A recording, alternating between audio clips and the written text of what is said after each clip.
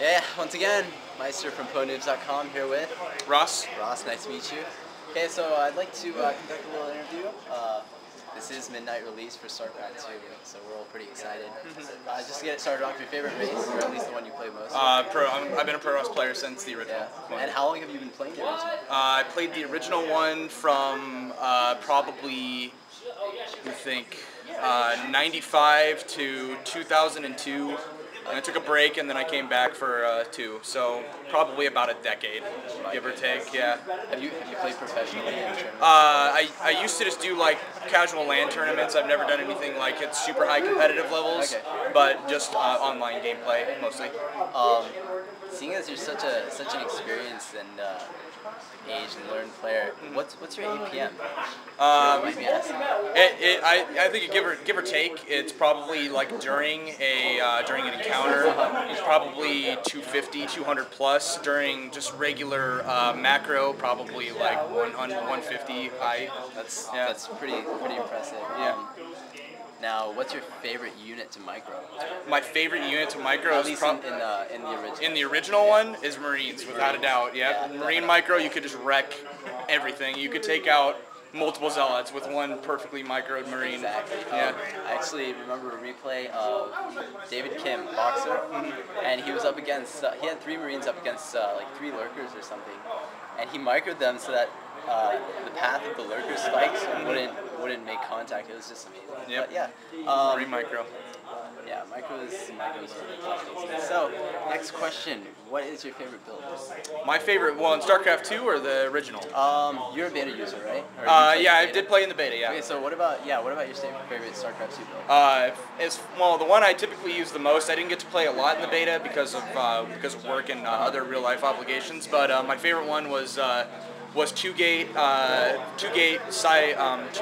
chrono boosted.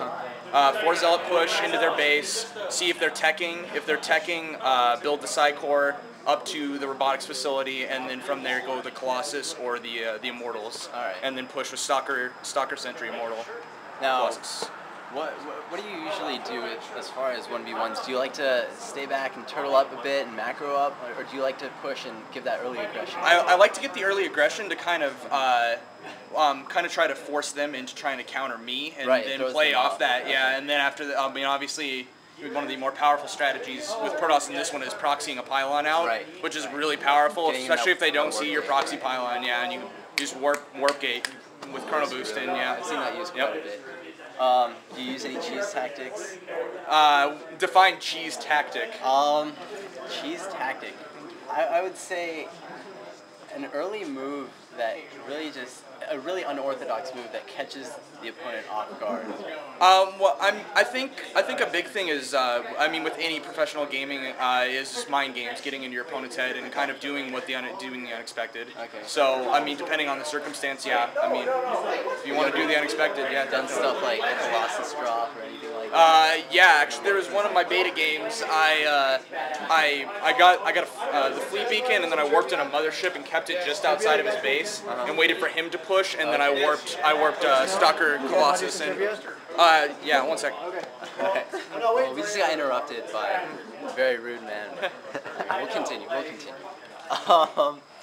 Now, I'm not a Protoss player myself, but what do you say about players like not White Rod? Do you know the little one?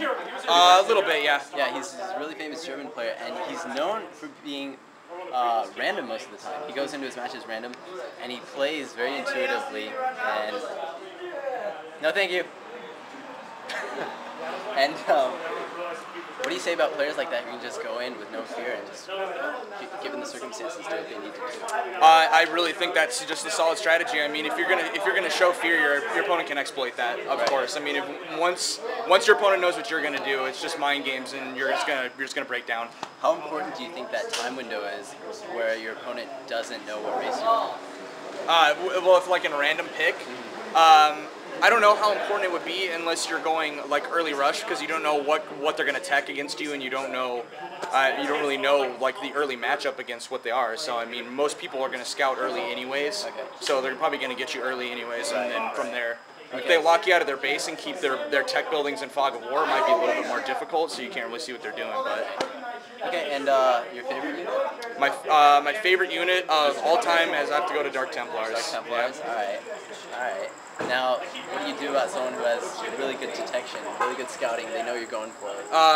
Well, if they've got really good scouting and detection, I think it's more of a matter of kind of hiding them in an unexpected area and then pushing them in behind them. Okay. That was one of my favorite tactics, and the other one is when they push on me, I'd push in from behind them. Okay. So. And your least favorite unit, the one you despise the most? I know that people are going to hate me for saying this, but I hated the medic. The medic? I hated the medic.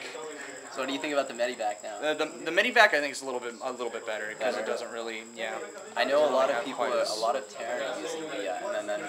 Yeah, the MMN build. Yep. Yeah. How do you counter those?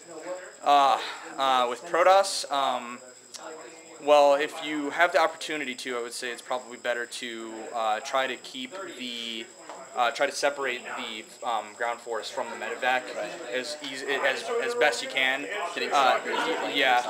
Or phasing a void ray on it. I haven't, like I said, I didn't really get a lot of experience against mini Terran players. Played a lot of Protoss mirrors and Zerg. So. Well, thank you for the interview. Yeah, well, thank you. Really appreciate it. Yep.